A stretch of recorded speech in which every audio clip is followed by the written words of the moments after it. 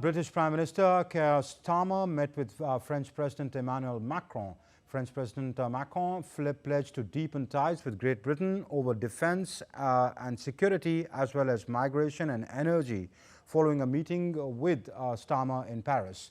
Both leaders also discussed the need to de-escalate the situation in the Middle East, reiterating their call for an immediate ceasefire, and agreed that it was essential to keep supporting Ukraine to guarantee the defence and security of the country and that of the continent as a whole.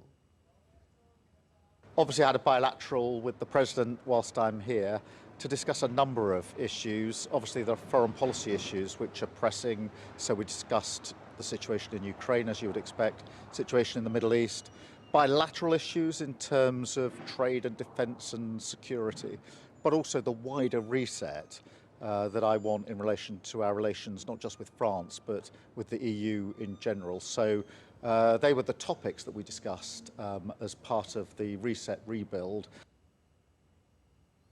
And for more on that story, I'm joined by Stuart Smith in London. Stuart, in what respect is this meeting important?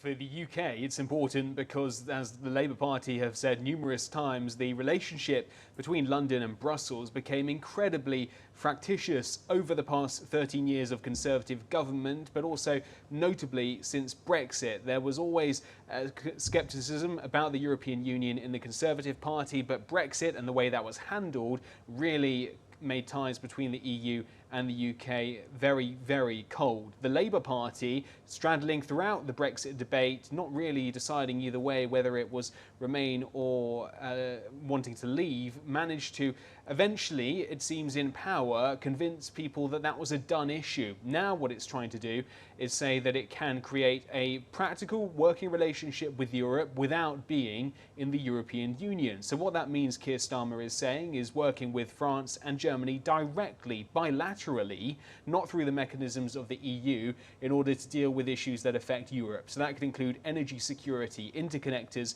between the UK and the rest of mainland Europe. It includes defence, particularly support for Ukraine, but also defending Europe more broadly. And it includes migration, something that's very important to the UK, especially at the moment with the smuggling gangs, as Prime Minister Keir Starmer says, taking advantage of people's desperation to get from the continent to the UK. It's something he needs France's help with in particular to counter, and that's one of the things he was discussing with the French President Emmanuel Macron earlier.